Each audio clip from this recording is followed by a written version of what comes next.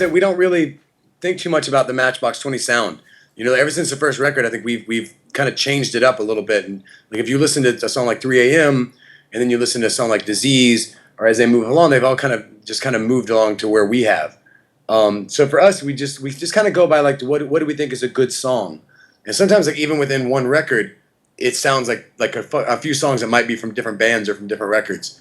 So I think that's really the only thing. I mean, we never really worried about what the Matchbox 20 sound is. For us, it was just like what's a good song, and because there's four of us that all come from so many different places, sometimes those influences are really varied. Earlier was different. Like earlier, you're young, you're starting off in a band, you're writing all these songs about like love and loss and heartache and all these things you really know nothing about. You know, and you just have this like your idea of what you think it's about.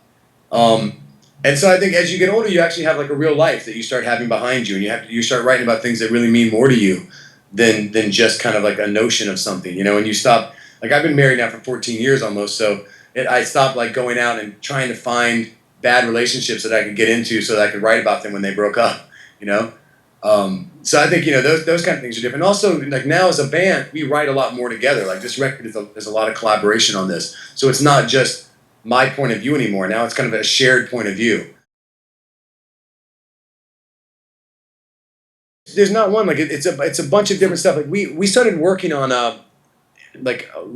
the year before we started recording. We actually were working through that whole year, and we'd spend like a week in LA at Paul's studio, and we would write, and then a week in Nashville at Kyle's studio, and a week in New York at my studio, and we would just keep writing and writing until we had like 60 different ideas, and then we came to Nashville for like 3 months over the summer, and just started narrowing all that down into like what we thought were good songs. So at the end of it, it's not like one unified theory as much as like there's a little story that gets told from the beginning to the end, like all these different little vignettes and little different stories.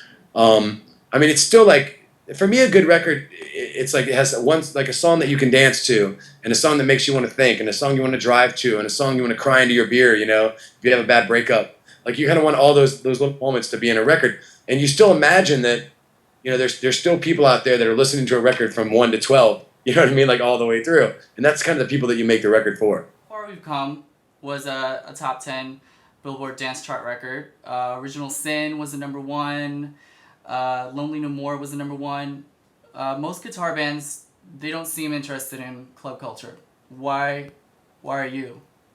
I think we're just interested in music. I mean, there's something really great about hearing.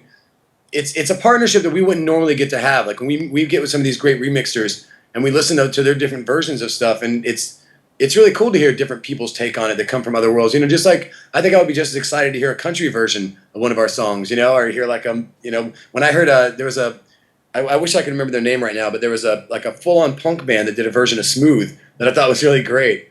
So I'm excited when I hear like what other people, you know, in their genres and things that they're into, like how they hear that music. I still remember that collaboration that you did with Santana, like '99. Yeah. That was like one of my favorite songs of that year. Oh, thanks. Yeah, I mean that was a huge thing. That was like the moment where I kind of started to be seen as a songwriter, not just a singer in a band. And because of that, it opened up a lot of doors. I got to work with, you know, people like Willie Nelson and Mick Jagger and Mark Anthony and Seal and Mary J. Blige, and like writing for all these different kinds of people. And so when you do that, then when I go to write for myself and I sit down, I describe it as like when you look at the blank page and you have all of those experiences behind you, that blank page kind of gets broader of what it could be. You know, your idea of what a song is kind of evolves and changes, and it's not just that same 3 chords, that same kind of, you know, that same vibe over and over. So you decide you want to you kind of want to, you know, expand out. Like I don't think that I could have written a song like Lonely No More had I not gone and hung out with Carlos for a while in that band and kind of, you know, lived that world for a little bit. You were one of the first pop artists to engage your fan base into your personal life via Twitter. What was your motive for that? I mean, at the time, there's really no other motive. I mean, other than you realize that there's a new medium that your fans can kind of get a little bit closer to kind of what's going on to your everyday life, especially while we're doing this, like to, you know, to be able to talk to them about being, you know, in rehearsals and giving pictures of that, or being able to show them, like if you're in Australia and taking these pictures of you in Australia and in real time, your fans in America are kind of checking that out. That's a really cool thing. And like, you know, I think like if I were like now, it's funny. Everybody talks about the state of music, and really what they're talking about is the state of the music business. And when they talk about that, even they're talking about this antiquated idea of what the music business always was, and it's in the throes of changing. And anytime that's happening, it makes people a little bit nervous. But when I look at technology and when I look at these kind of things, and Twitter's just a small part of that, I see the state of music better than it's ever been. I mean, I see more ways for people to make music and get their music out there, and more ways for fans to become engaged with the artists that they love. Like it's a very exciting time, that kind of closeness. And I think once you stop closing your mind off to it and stop going, well, I remember the way things used to be. I mean, I miss albums. Like that kind of thing. Then I think you kind of open your eye up to being able to see the future a little better. And Twitter was just a small part of that. I don't know that if I didn't do this for a living, I don't know that I would be tweeting all the time. I'm not sure what I would tweet about. But I know that there's a group of people out there that are kind of curious what we're up to. And, before that, they just wouldn't know.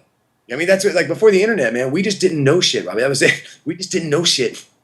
Now we know shit. I know you're a supporter of same-sex marriage and equality. In the light of recent events, do you have an opinion on the events or just something in general you want to say? Well, I mean, listen. I think. I mean, I said a lot in the article. I think the idea is it's an exciting time that we're moving closer.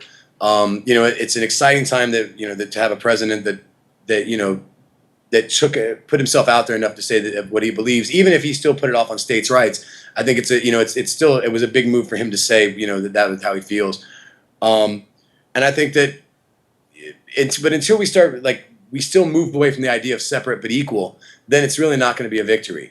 You know what I mean? As long as you still you have people that consider a civil marriage the same thing as an actual marriage, because why do people care? Well, you care because if you're gay, God loves you too, and God wants you to be able to have a union under His eyes as well. And I think that until that we can get over that hump, then and realize that it's not just a matter of a piece of paper. It's a matter of it says a lot of a lot bigger thing. So for now, it's still separate but equal. But I do see it. I mean, if you look at exponentially how quick it's been moving since maybe 10 years ago, and you see the tide. I mean, there's no doubt in my mind that in the next 10 years, we're going to be talking about back when gay people couldn't be married, and we're gonna look back on it like what it is, which is some kind of a weird archaic idea of the way that a society is supposed to run, and it's going to happen before we know it. For the wild, they're all one and the same. We're gonna be hitting the road.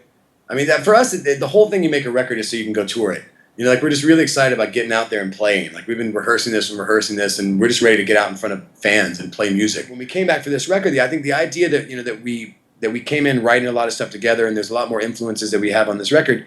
There's an excitement that I feel in it that I think that maybe wouldn't have happened had we just came back after 10 years and I wrote a bunch of stuff for my solo record, and then I came in and just wrote a bunch of stuff for the guys in Matchbox. I don't think that kind of excitement would be there. But I think for a group of guys that are in their 40s, and we're going on our 17th or 18th year, since we first got signed doing this, I think it's surprisingly energetic and a little and fearless, quite frankly. For a band that that I think some people maybe think that they've kind of figured out. And if we have enough people that think they figured us out and then they listen to the record and don't think they do, then I think we've done our job. It's been awesome. You're really chill. Definitely probably the most laid back interview I've ever had. Right, are people like this? All right, well, thank you so much, and thanks, you too. Look forward to seeing what's coming up with you next. All right, thanks so much, man. Take it easy. All right, you too. Bye. Bye.